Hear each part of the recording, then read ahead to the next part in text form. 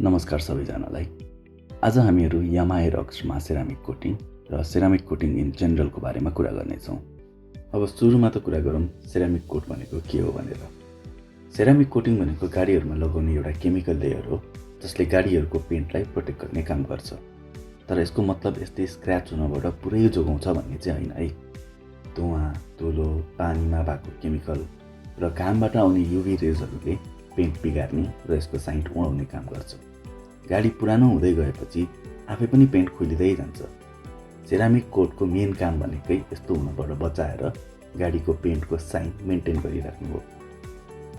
मेरो प्लान चाहिँ स्कुटर लिने बित्तिकै पहिला सेरामिक कोट गर्ने अनि त्यसपछि बल्ल रोडमा चलाउने भन्ने थियो। अब स्कुटर कहाँबाट लिने भनेर मैले यामाहाको 5-6 वटा सोरुमहरूमा हेरेँ। यहाँ कुमारीपाटीमा भएको रिसिक अटोमोबिल्समा कुरा गर्दा मलाई त्यहाँको स्टाफको बोल्ने तरिका, व्यवहार, मलाई गरेको ट्रिटमेन्टहरू एकदम राम्रो लाग्यो।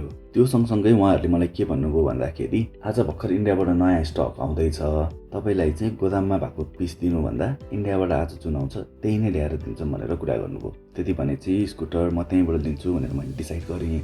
अब त्यसपछि कुरा आयो कोटिङ चाहिँ कहाँ गर्ने त भनेर। मैले कोटिङ गर्ने ठाउँ पनि 3-4 वटाहरू हेरेँ र पुल्चोकमा भएको मोटर्सनेपालको रिभ्यूहरू, उहाँहरूले गरेको काम गराई, फेसबुक पोस्टहरू जम्मै हेर्दाखेरि चाहिँ एकदम चित्त बुझ्यो। प्लस उहाँहरूले चाहिँ सेरामिक कोटमा लाइफ टाइम वारेन्टी पनि दिनुहुँदो रहेछ।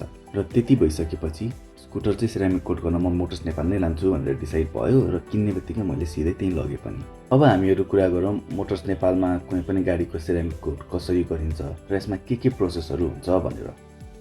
कुनै पनि गाडीमा सेरामिक कोट गर्नुभन्दा अगाडि सबभन्दा पहिला गाडीलाई पानीले मजाले धोएर त्यसमा टाँसिएको फोहोरहरू जम्मै हटाइन्छ। एकचोटि पानीले पखालिसकेपछि पीएच न्यूट्रल स्याम्पू युज गरेर गाडीलाई फेरि मजाले पुसिन्छ। पीएच न्यूट्रल स्याम्पू युज गर्नुको रिजन चाहिँ यो स्याम्पूले पेन्टलाई नराम्रो इफेक्ट गर्दैन भनेर हो। त्यसपछि गाडीलाई सुक्न दिइन्छ र गाडीको पेन्ट करेक्सनको काम सुरु हुन्छ। पेन्ट करेक्सन गर्नुको मेन रिजन चाहिँ गाडीको पेन्टमा भएको सानोतिनो स्क्रैचहरू, पेन्ट डिफेक्टहरू, स्वेल मार्कहरू हटाउन भनेर हो। पुरानो गाडीहरूको केसमा पेन्ट करेक्सनले नै खुइलिएको पेन्टको साइन फेरि फिर्ता ल्याउने काम गर्छ। पेन्ट करेक्सन गरेर सकिसकेपछिको नेक्स्ट काम चाहिँ पोलिसिङ गर्नु हो। पोलिसिङ गरिसकेपछि गाडीमा भएको पेन्टको साइन एकदम मजाले फर्केर आउँछ र गाडीमा बाँकी भएको मार्कहरू पनि हराएर जान्छ। यति गरेर सकिसकेपछि चाहिँ अब कोटिङको लागि मेन काम हुन सुरु हुन थाल्छ। तर कोटिङ गर्ने लिक्विड नै लाउनु अगाडि चाहिँ डिस्टिल्ड वाटर र आइसोप्रोपेन अल्कोहलको मिक्स युज गरेर गाडीलाई फेरि एकचोटि पुछिन्छ। यसको काम चाहिँ गाडीमा बाँकी रहेको धुलोहरू र ओइल रेसिड्यूहरू हटाउनु हो। यदि गरेर गाडी सुक्खा भइसकेपछि बल्ल एक्चुअल कोटिङको काम सुरु हुन्छ। सेरामिक कोटिङ गर्दाखेरि कोटिङको लिक्विडलाई पहिला सुरु स्पन्जमा हालेर गाडीको पुरै प्यानलहरूमा रब गर्ने काम गरिन्छ। यसरी रब गरिसकेपछि एकछिन यो लिक्विडलाई त्यहीँ छोडिन्छ र त्यसको केही बेरपछि एउटा माइक्रोफाइबर कपडा लिएर त्यहाँ बाँकी भएको लिक्विडलाई चाहिँ प्यानलको चारैतिर फेरि रब गर्दै पुस्ने काम गरिन्छ। अब यही प्रोसेस चाहिँ स्कुटरको डिफ्रेन्ट पार्टहरूमा रिपिट हुन्छ। फरक यति हुन्छ कि स्कुटरको मेन पेन्टेड प्यानलहरूमा सेरामिक कोटिङ युज हुन्छ भने प्लास्टिक र सिसाहरूमा चाहिँ अर्कै खाले कोट युज हुन्छ। त्यसै गरी गाडीको टायरमा पनि धोएर निकाल्दाखेरि टायरको कालो मजाले बसिरहोस् भनेर अर्कै एउटा खाले कोट लगाइन्छ। यति गरेर सकिसकेपछि स्कुटरमा गाडीमा सेरामिक कोट लगाउने फर्स्ट प्रोसेस सकियो। अब यसपछिको काम भनेको यो कोटिङलाई सुक्नलाई भनेर 24 घन्टा छोड्नुपर्छ।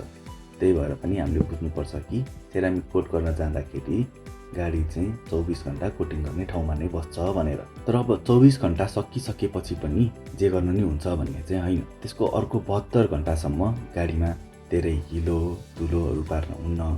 त्यो सँगसँगै 72 घन्टासम्म गाडीलाई पानीले भिजाउन पनि हुन्न। अब यो जम्मै गरेर यो 72 घन्टाको प्रोसेस सकिसकेपछि चाहिँ बल्ल सेरामिक कोटको प्रोसेस पुरै सकियो भनेर भन्न मिल्छ र यसले चाहिँ अब गाडीको साइन वर्षौँसम्म टिकाएर राख्छ।